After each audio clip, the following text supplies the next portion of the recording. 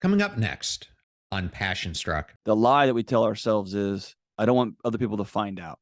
And I'm constantly reminding folks, if you're struggling with anxiety, if you're struggling with depression, if you're struggling with food choices and body image issues, the people around you know. The demon there is often, if they truly love you, they will think it's them that's making you uncomfortable and they'll try to solve it. And especially your kids will try to solve it. And so you have a group of people wondering why every time you're in the room, they feel uncomfortable and they think they're crazy. Everybody knows. Everybody can, whether they know it intellectually or they feel it in their body, they know when you're not all right. And so the greatest gift you can give somebody is to say the words, I'm not all right. Welcome to Passion Struck. Hi, I'm your host, John R. Miles, and on the show, we decipher the secrets, tips, and guidance of the world's most inspiring people and turn their wisdom into practical advice for you and those around you. Our mission is to help you unlock the power of intentionality so that you can become the best version of yourself. If you're new to the show, I offer advice and answer listener questions on Fridays. We have long-form interviews the rest of the week with guests ranging from astronauts to authors, CEOs, creators, innovators, scientists, military leaders, visionaries, and athletes. Now, let's go out there and become Passion Struck.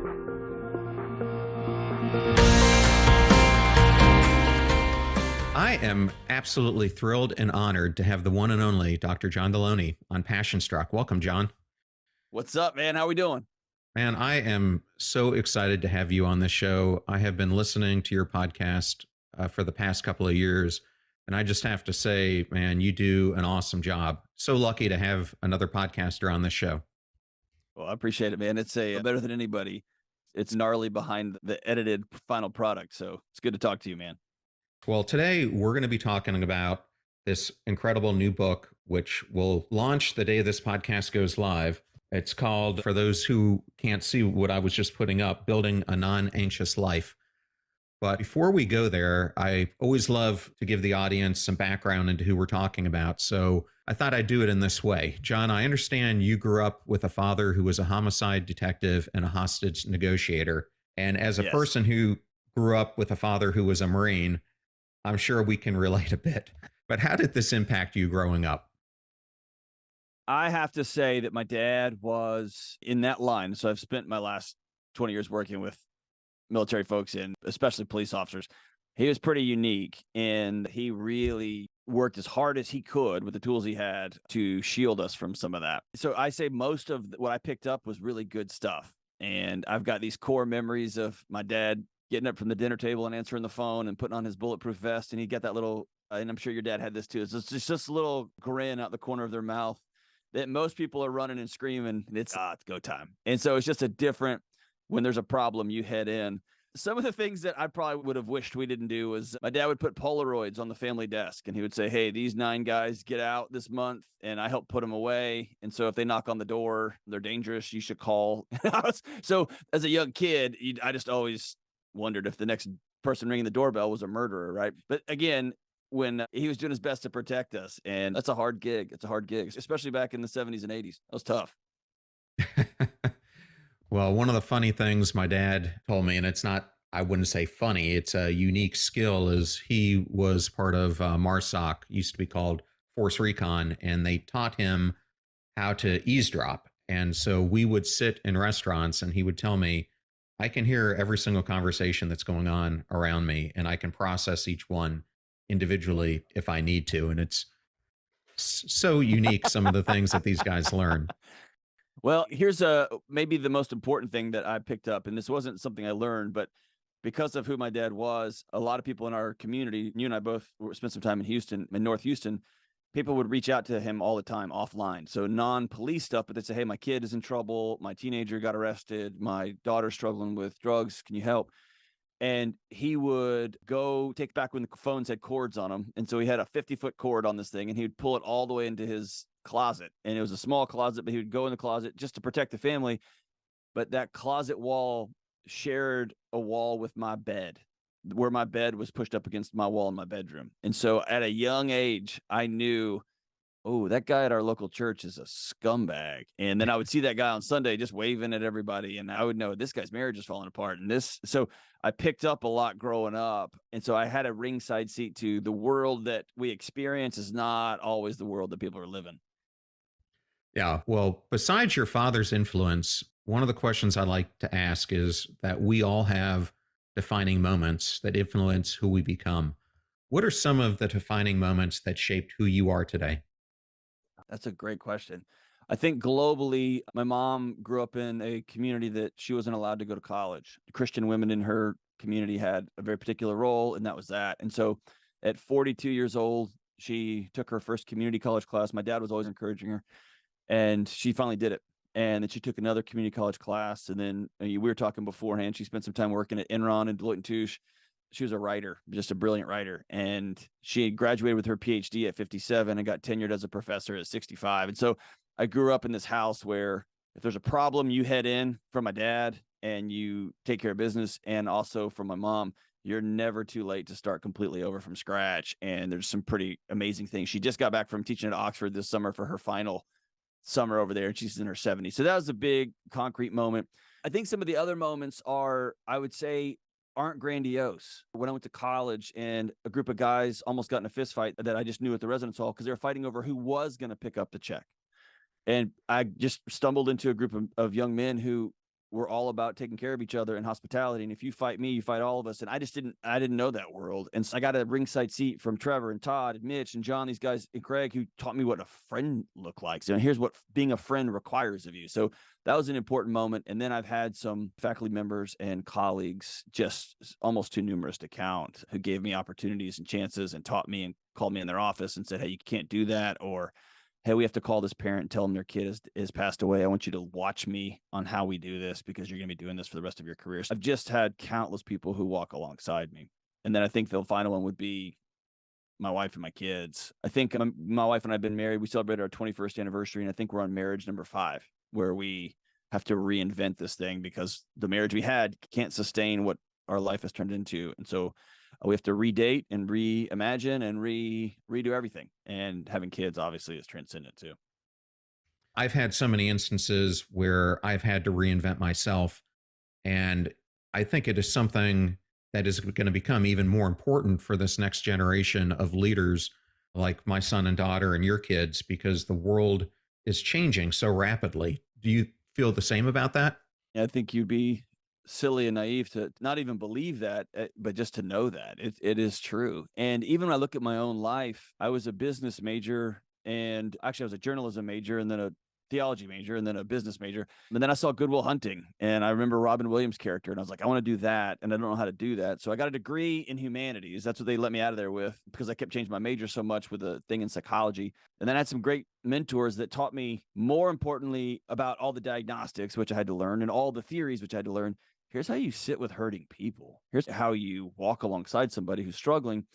And so teaching me the lessons underneath the lessons have allowed me to be a dean of students, to run housing units, to now be a podcaster and on YouTube, on the radio. And it's important for me to remember podcasting and YouTube did not exist when I graduated with my first. It didn't exist. And so the thing that pays my family's bills was not even in the world yet. So I think all of us need to be open to what skills am I learning and how do those impact the people in our immediate and peripheral worlds, because we're going to get dropped in all sorts of different situations. And by the way, YouTube could turn the channel off tomorrow and I don't have any recourse. It's just over. And so I think it's important to create a world where when one light switch gets switched off or turned off, you've got other switches and you've created a world where that doesn't end you. Yeah, well, I wanted to just comment on a couple of those things. One, my friends Keith and Meg Jarrett were one of the producers on Good Will Hunting. And they said that Robin Williams was as real as it got. And they actually told me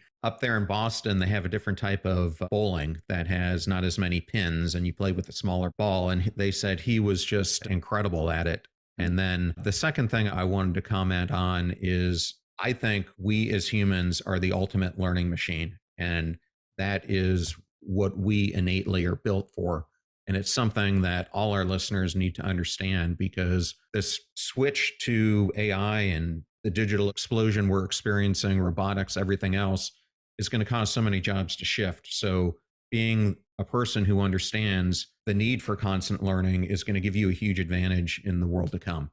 I think it's important to call out. I didn't know this because I didn't participate in the media economy. I didn't know anything about it. I was just a nerd taking care of folks in my dean of students roles and as a professor. But just today, I called a friend who's one of the best family law professors in the state of Texas. She's a savant. She's brilliant.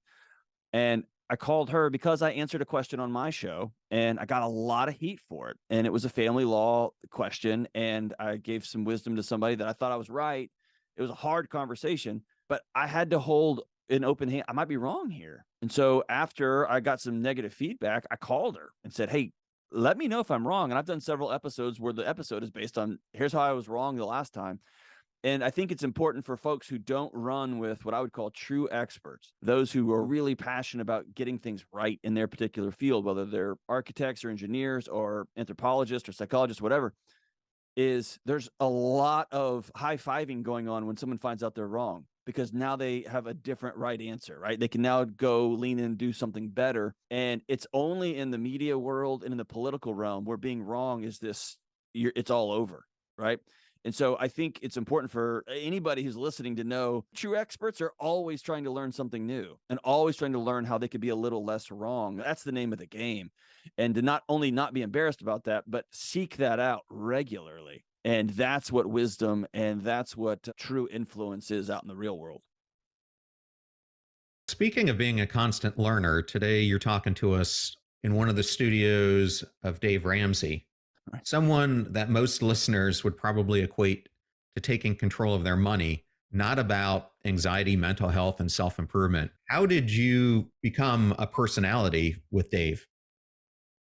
I think the story Dave and I always tell, or he always tells, is he's been telling people for 30 years that money is just a symptom. How much debt you have or how out of control you are with your money or how little is a symptom of bigger challenges going on.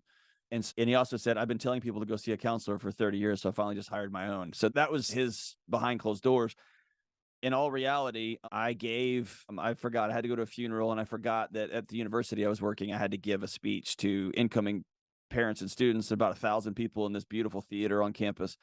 And I'd forgotten about it. My wife and I were working through some challenges. We just come back from a funeral and they're like, hey, you're on at 2 today. Don't forget. And I thought, oh no.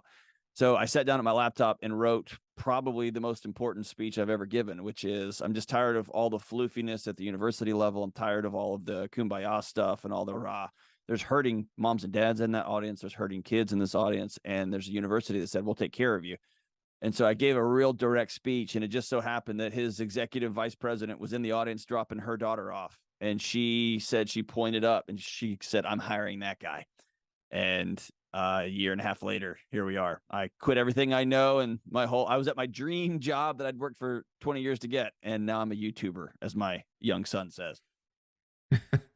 I just want to go back to YouTube just for a sec, because YouTube actually shut me down for almost 2 months. Oh, wow.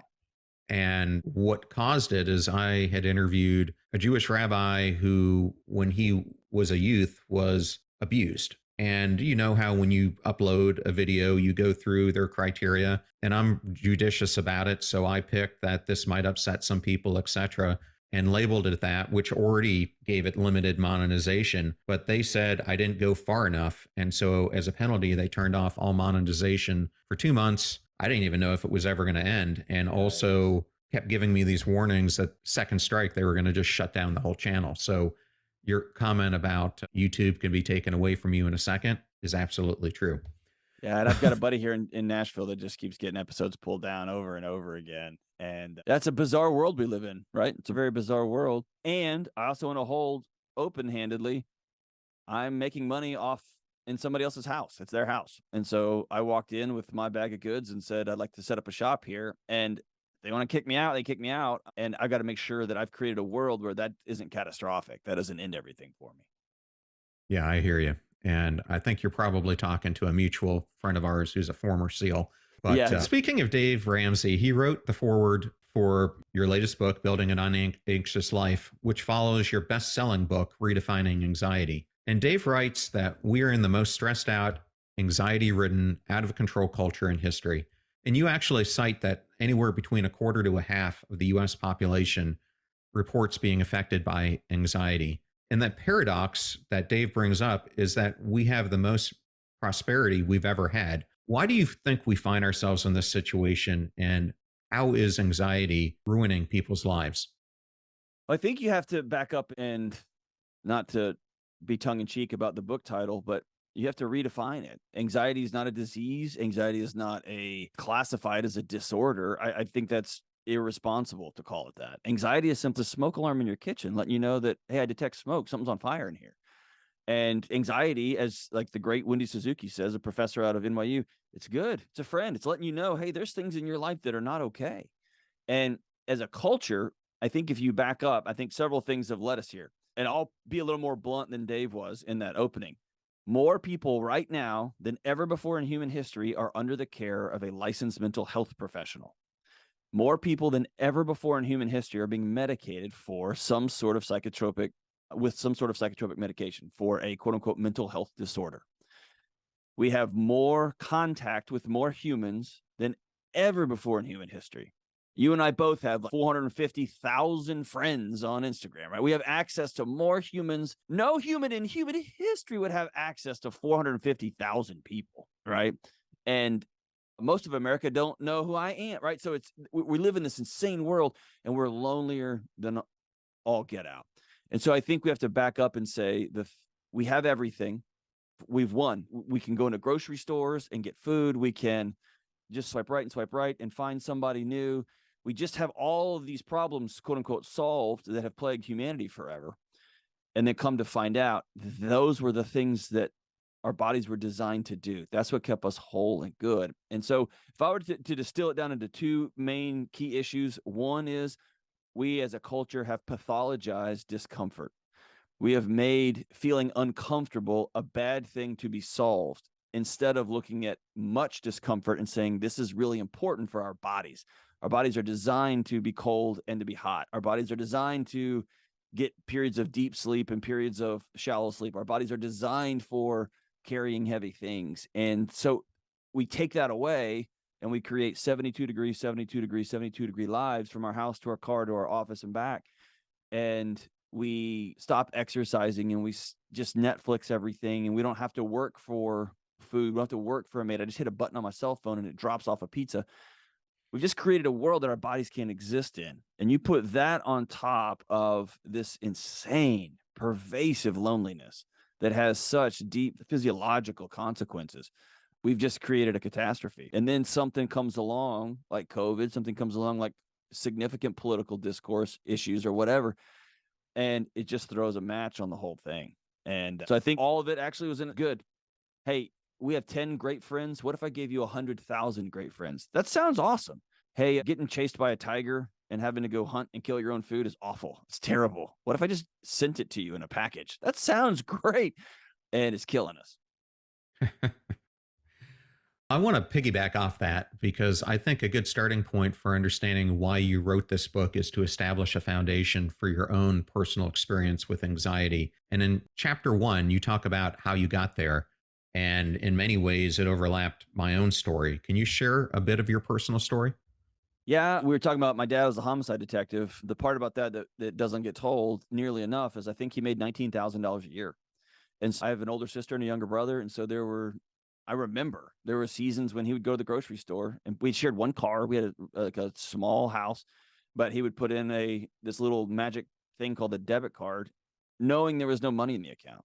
And so we always wrestled in the house with this idea that they don't pay enough money. Like our city thinks so little of this guy that's willing to give his life up every day at work that we can't even afford groceries for us, just a family of 3. And we lived so unextravagant, dude. I grew up with money was a bad thing. And there was some moments when I was like, Dad, why don't you just go get a graduate degree? And he's like, nope, this is what I was put here to do. And so I left my house saying that won't be me. I will earn enough money. I will chase down prestige and these titles. I will bulldoze my way to a seat at the table so that I don't ever have to put a card in a machine, knowing there's no money in there, hoping that I can get groceries for my family. And what I did in the process was I abandoned relationships. I abandoned health. I abandoned good choices. I abandoned all those things in pursuit of, I will get this other title. And at some points I abandoned integrity, I abandoned character, I abandoned all these things because I'm going to get this much money and I'm going to be the assistant director so that I can become the associate director, so that I could be the assistant vice president. It was just all a stair step. And as the story goes, it's not a story, it happened. I was so out of my mind by the time this thing landed on me. I was up 24/7, 365. I was on call. So I was in hospitals 3 or 4 nights a week, but then I was also working my full-time job as a dean of students. But I was always showing up if a student had drank too much or had been sexually assaulted or had passed away or whatever the issue was. So I was always in hospitals dealing with trauma. I was running and running and running. And one day I was walking to work and I didn't tell anybody. I just turned around and got back in my car. And I was over so much at the university by this point that I could have not gone to work for a week or two and just answered my cell phone and no one would have said a thing. And I drove 3 hours away and sat and walked straight into the office of a buddy of mine who was a medical doctor. And I remember pointing at him and saying, "Hey, I'm not okay." And that was the moment I realized my body, to quote Van der Kolk, had been keeping the score. And my body said, enough. We can't do this anymore. You can't be this lonely, this tired, this unhealthy. Because when you get that dollar amount or you get that job title, you go with you. And the marriage you have goes with you. And your relationship with your kids go with you. And so really it was me trying to reverse engineer. Okay, the path to wellness and being whole I was wrong, but I didn't have an alternative plan B. So I had to rebuild the whole stupid highway with the help of a whole bunch of other people. Thank you for being vulnerable with that story, because it's in so many ways something that I experienced in the same way. And that's really one of the main reasons I started going down this whole path of creating Passion Struck, because it's really about trying to help people overcome the struggles that you and I both experienced. And I believe, as we were talking about before you came on, that self-actualization is really about not how we impact ourselves as individuals. It's about how we impact the world through the services that we give. And in the book, you talk about people's lack of belief in something bigger than themselves. Why do you think that is so harmful? I think you can go down the research of some pretty remarkable scientists and some pretty remarkable thinkers, but as simple as possible, we're trying an experiment for the first time in human history. We've never had a human history where we have just simply clipped all of the strings that bound us to a god or a series of gods or an eternal being that we took a knee to. And we walked outside of our tents or our huts and we looked up at the sky and said, "Please rain or my kids are going to die." We solved for water. We don't have that problem. And so I think in a very short window, when you're not walking outside to pray to something bigger than you, because you can have apples shipped in from Guatemala on a daily basis, and you are not looking at the only woman in your tribe that's bound by 1,000 years of honor to you, and you can just swipe right and find somebody else. I think we've gotten to be very arrogant and put ourselves at the center of the universe. And when you do that, you end up chasing how I feel. And you say dumb things like my truth, things that's not even a real sentence, right? But you start, everything is guided by what I feel and what I want to be true for me. And you lose tether with reality. And so that was the hardest chapter to write by far. I'm a Christian guy, and I also don't want to impose that on anybody. But I also I couldn't be a person of integrity and say, "Hey, at the end of the day, if you want to live a non-anxious life, you just got to do you, bro." That's just not true.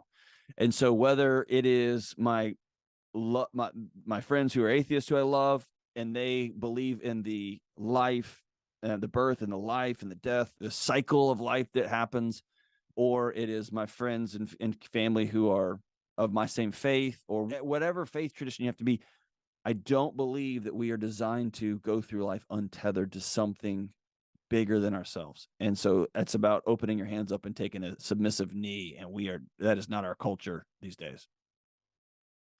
One of the other things we're not very good about is setting proper boundaries. And one of my, yes. And it leads me back to one of my favorite interviews I ever did, which was with my friend Terry Cole, author of Boundary Boss.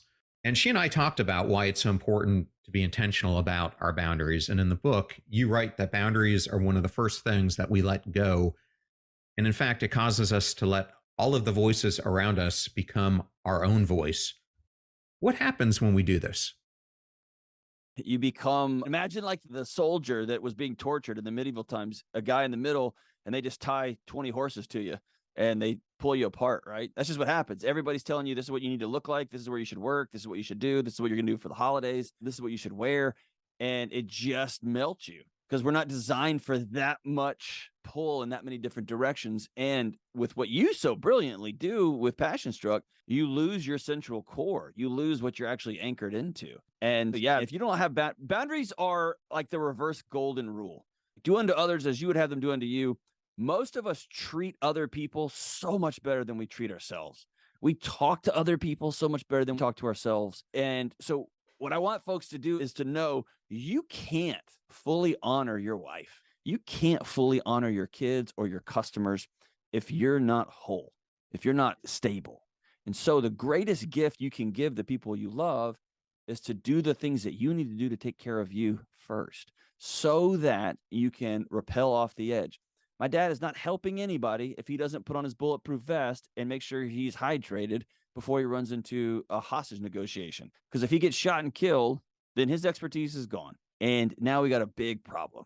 So the greatest thing he can do is wait 35 seconds or a minute or 5 minutes, compose himself, remember his training, put on the proper gear, and then head in, right? That's the gift to the person he's going to save. And I think most of us just have lost our core sense, and we are just running in 1,000 different directions, trying to make everybody happy, trying to not feel bad.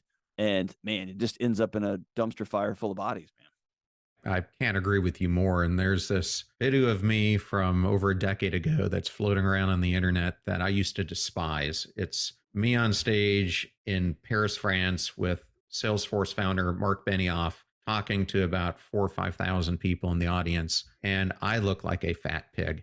I was like 45, 50 pounds heavier than I am now. I was like you experienced. I wasn't sleeping. I wasn't taking care of myself. Everything seemed to be about someone else. And I actually thought it was selfish at that time to do the things that I needed to do. And as you just rightly pointed out, when we don't take care of ourselves and when we're not functioning at the best we can be, how are we possibly going to be a positive influence in anyone else's life? And so I think what you just said is so important, is that you have got to get a hold of your physical health, mental health, spiritual health, emotional health.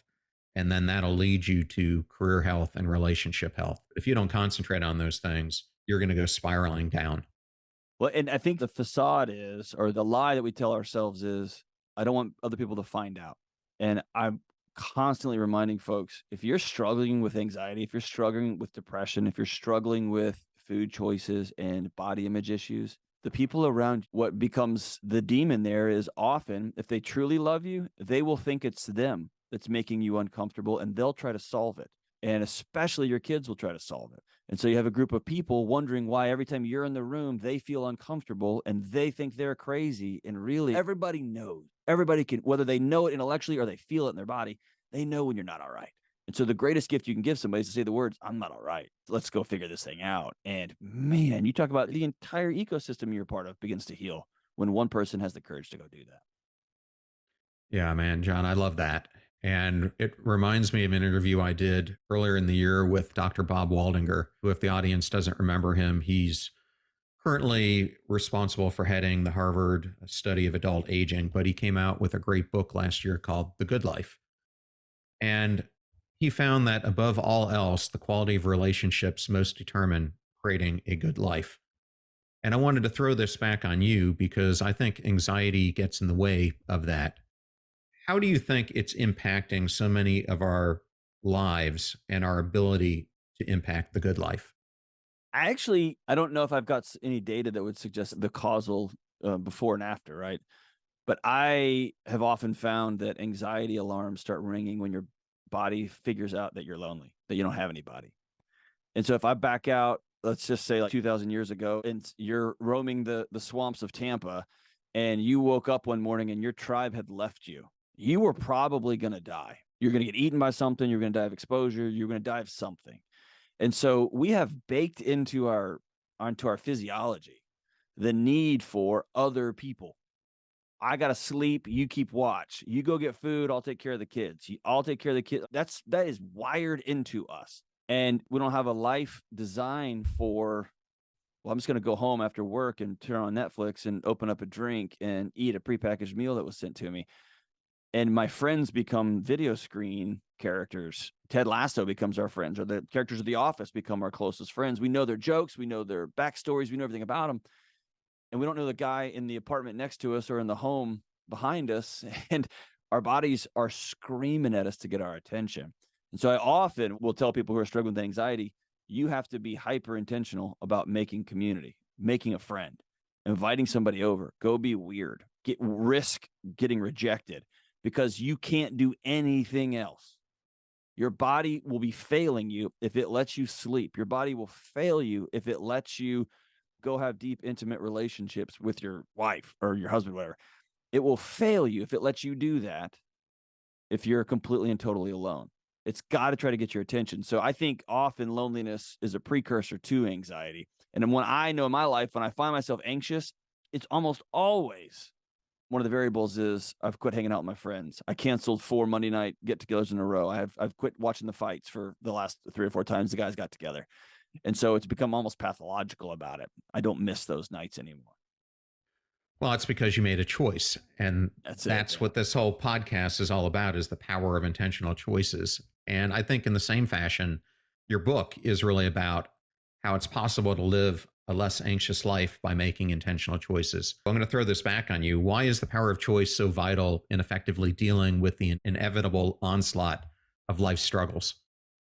I hope your listeners know how revolutionary you are when you say that, because our culture tells us if you have anxiety, if you have depression, if your spouse leaves you, if you experience job loss, whatever, that you are from this point forward, if you're a person who is in the margins for whatever reason, society has kicked you aside and said you have less value than other people. Our culture tells us, as of right now, you are broken.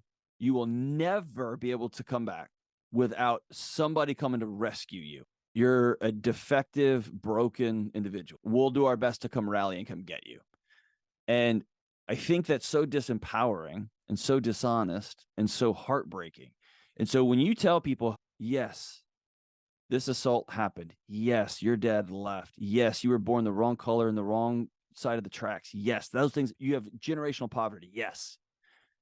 And the most terrifying question we can ask ourselves is, and what are you going to do now? And that's where this power of choice comes in. And so I think you and I share this common mission. I just want to re-empower folks and say, whoa, yes, this happened. You got hit in the mouth. And by the way, every one of us is going to get hit a lot. And then what are we going to do? And so I'm going to suggest that we make some choices before things get sideways, during the storm, and after the storm, that we're going to create, as I've called in the book, this non-anxious life. And so here's a picture I paint in the book. I'll give this story away. My cousin from Houston, one of my favorite people on the planet, just passed away suddenly with his wife. And they were on a vacation together and he passed away. This is a guy that he had lived all 9 lives fully, and he had borrowed heavily against the night one, man. He had a lot of adventures in his life, I'll say, a lot of challenges. And every time we got together once a year at Christmas, he would pull me aside and he would look at me and say, hey, I'm really proud of you. Like he could see it. And it always such a meaningful thing because I knew he meant it really hard. Like, you're making choices that I didn't make and I'm proud of you. And so when he died, here's what a non-anxious life means. Not that it inoculates you from bad stuff. Bad stuff's going to happen to all of us. A guy that I love died. But my wife and I made some gnarly, hard choices 10 years ago. We sold our house and I moved into a residence hall with my wife and a toddler. We have driven the junkiest, crappiest cars you can imagine because I just think it's silly to borrow money on a depreciating asset. We have lived in smaller houses. Every time we bought a house, the mortgage person laughs at us. What are y'all doing? We're looking at how much you make versus the house. And we're like, this is good enough. This is what we need. This is good enough for us. And all of that led to my cousin dies. And without even checking our bank account balance, I went and bought 2 plane tickets for me and my wife. She called a babysitter that had to stay for 2 days with our kids. And we hopped in a plane. And I also booked a hotel so I didn't have to stay under some aunt's kitchen table. And I got to go to Houston. And I had the eternal privilege of being very sad. I was devastated sad, but I wasn't worried about how I was going to pay my bills and how I was going to eat when I got home, and if my kids were going to be safe, and if my wife was going to be drama at dinner. I just could pick up the tab. And I'm not a wealthy guy. I don't want you to hear that. But it's been a decade of hard choices so that when something bad happens, I have the opportunity just to fully feel that thing. And so that's what a non-anxious life is. It's, hey, I have created a world where I've got 4 or 5 revenue streams, or I've got a job where my boss isn't an evil idiot and I don't have a toxic leader. I just leave those situations. And if my mom gets cancer, I can say, hey, I'm going to be gone for 3 weeks. I'm going to go sit with my mom and I'm out, right? I'm out. And the whole thing doesn't fall apart. Otherwise, your body will spin up the alarm systems and say, you can take care of your mom. What about your kids? What about your bills? What about this? And so that's what I mean about building this life that is, it's resilience, right? But it's the ability to absorb when, not if, life gets you. And that's across a number of different planes, whether it's financial, whether it's relational, whether it's emotional, whether it's any number of those things. It's about creating a foundation because the storms are coming.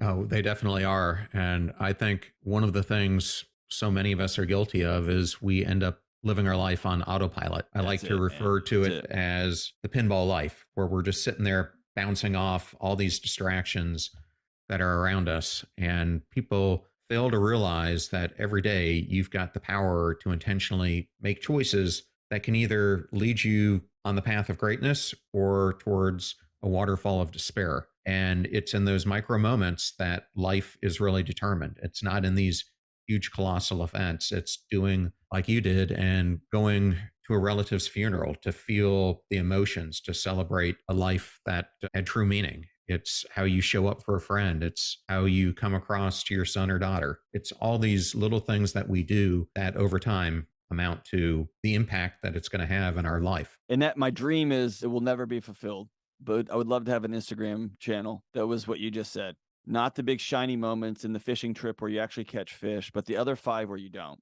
The moments when you have to exhale because you just want to take your kid's backpack that he left in the middle of the hallway again, and you want to throw it through the nearest window, where you exhale and you call him back for the 44th time and you say, I need you to pick up your backpack, man. This is not where this goes.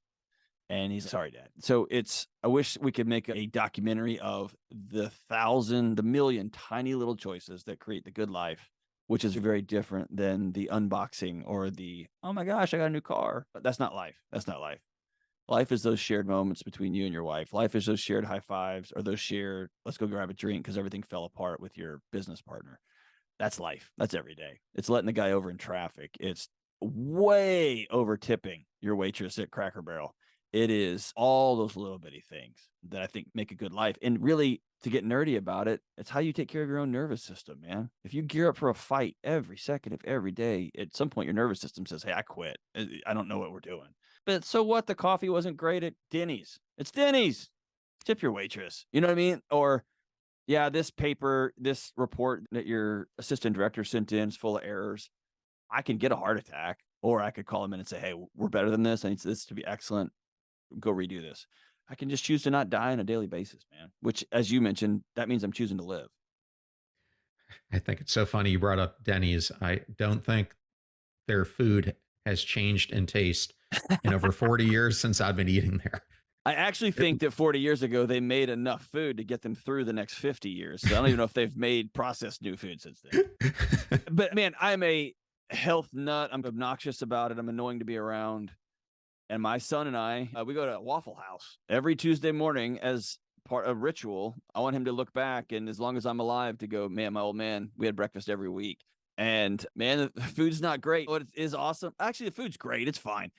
What's really awesome is watching my son interact with the wait staff and realize that when he walks in every Tuesday, they all wave to him and cheer for him and then ask him how school's going. And he sometimes will bring some of his mowing money, and he's watched his old man overtip. And so he overtips, and it's a cool place to experience humanity in a non-sanitized way. And it's just become one of our favorite places.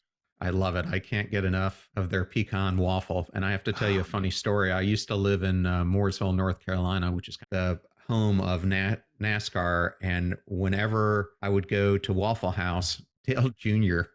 would be eating there. No way. That's awesome. There you go. Yeah. There you go. So totally regular person outside of the racing circuit. That's right. Well, I want to jump on this daily choices here just a little bit more, because your book really is about 6 daily choices that can help us reduce anxiety in our lives. And I was hoping that you might be able to go through some of them with us. Sure. You betcha. Knock the ones out that you want to talk about. And we talk about anything you want to talk about. Another one I wanted to touch on, because it's something we've talked about several times during our interview, is choosing health and healing. And one of the things I often see is people who make these New Year's resolutions and they say they want a healthier life. They say they want to be healed. Yet so many of us lose our way the second we run into an obstacle or a setback.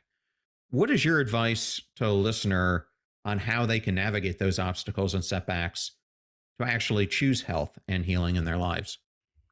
Man, I appreciate that. I think the number of people who I meet with that say like, hey, I'm struggling with burnout or chronic stress or anxiety, and they're holding a Monster energy drink in one hand and a cup of coffee in the other. And it's, well, let's just give your body a chance first. Right? So sometimes healing and health is maybe back down the stimulants. Sometimes it's, hey, at some point you got to sit with a trauma counselor and talk about your childhood sexual abuse. You got to have that conversation and you got to go through that healing. Sometimes it's like you mentioned, it's health and health related. It could be exercise. It could be any number of these things. I think the challenge is if I anchor my success and failure to a particular set of actions versus anchoring to an identity, I'm going to run into a problem. What do I mean by that? I can say, I'm going to run 5 miles every day. Okay, cool. And then the day you wake up with the flu, or the day you wake up and your wife is sick and she says, can you take the kids to school? Or the day your boss says, your butt will be in here tomorrow at 5:45 a.m. before this presentation. What do you lie to yourself? Are you a liar now? Are you a coward? Are you weak? Are you going to get home at midnight and run 5 miles in the middle of the night in the dead of winter and then get up because you want to be like David Goggins? Like, what's the identity thing here? Or you can anchor into an identity that is, I will be a good steward of my body. I'm going to be a guy that takes care of his body so that he can take care of those that he loves. What does that mean? That means I'm going to have movement every day. And on the days that I can't make it, that's fine. That's fine. I'll work it. I'll get it back tomorrow. And so it's a way of being really concrete and firm and also being pretty graceful with yourself. And so my identity is anchored not into how often I work out. I work out 7 times a day. That's a terrible way to anchor your identity. My identity is anchored in, I'm a guy that honors his body, takes care of himself. What does that mean? That means whenever possible, not when I feel like it, whenever possible, I exercise every day of the week if I can.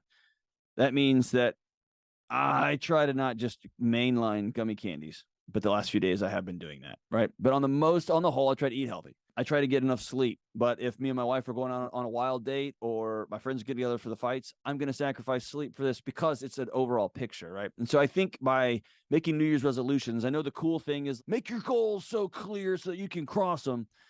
I know a lot of marathon runners who crossed that marathon line and they went with them.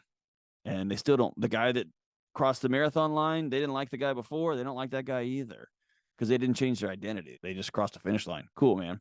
I need to make this much money. All right, you make that much money, and then you're still going to be the guy that doesn't like him. And so it's changing the identity. I'm going to be a guy that makes enough money that takes care of my family and takes care of my legacy. Cool. That gives me power to say no to some things, to try some things, to risk some things, to say yes to some things. So I think it's anchoring into identity over these insane goals that we give ourselves. Yeah, I love that answer. And I'm going to bring up another author, and it might be a strange segue, but Mark Manson came out with the book, Everything is Effed Up.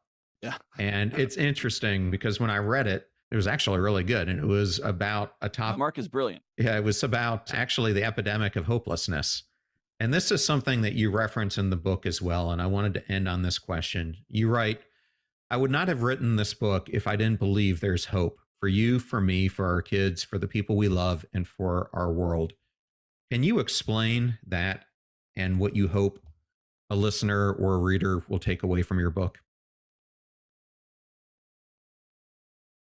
The best way I could go is this. There's a man named Randy Harris who's was a bioethics professor and a monk. So at the end of every semester, he would go to a monastery, just disappear. And I credit him with being one of the few men who saved my life back when I was not well. And we met every week for a year. And he taught me meditation practices and taught me all sorts of pretty amazing things. And one of the wise things he said was this: we live in a culture where sarcasm and pessimism so often present as wisdom, and joy and optimism so often presents as lunacy. You're insane, as insanity. And what he meant by that was whatever cultural ethos, if you go back to the 80s and it's all going to be wonderful, There needs to be somebody going, or maybe not. And when all hope feels like it's lost and every news channel tells you how we're all doomed and every headline is negative, somebody needs to be able to go, hey, hold on though, but the sun came up today and my kids are healthy and the water's still coming out of the faucet, at least for today. And so there's something about owning things are tough, but if you're not walking towards a light, what are you doing? What are you doing? It's also the great Amos Tversky is a famous psychologist that was a research partner with Daniel Kahneman, who's won all sorts of every award on planet Earth because those two guys are the smartest guys, psychologists who ever lived. But I love this quote by Amos. He says, pessimism is stupid because if it comes true, the thing you were worrying about comes true, you've been impacted by it twice. Why not just hope for the best, work hard for the best, and deal with negative things when they come? And that has become an ethos for me. Yeah, things are really tough. And I think there's a path forward. Things are going to get sideways. I think we can get back on track. And I don't see a reason for existing without that light. And so I would not have written a book just to be like, hey, man, everything's falling apart. High five. Smoke them if you got them. I don't think the world needs that voice. I think we've got that voice just fine. We got plenty of snarky people lobbing tweets at each other. I think what the world needs is a roadmap back to light, back to, okay, let's just stop. Let's take the red pill and the green pill. Let's get all the way out of the matrix and just say, okay, what's the path forward here? And that's the point of this book is, hey, man, if you'll do these 6 things, it's not going to inoculate you from hurt. But when hurt comes, you'll have the capacity and the community and the resources to deal with it when it comes. And I think that is the light at the end of the path. That's hope. Well, thank you for that, John. And last thing is, listener wants to learn more about you, tune into your podcast. Where are the best ways for them to reach you? Only after you've listened to the Passion Struck episode that comes out. When does your podcast release? October 5th. No, like are you on a daily basis? Tuesday, Thursday, Friday. All right. Only on Tuesday, Thursday, Friday. After you listen to Passion Struck, you can go to the Dr. John Delony show and you can find it on YouTube and on anywhere you get podcasts. And I'm taking live calls from people and we work through their challenges and try to figure out the next right step there. And you can go to johndelony.com or follow me at John Delony on all the internet-y places.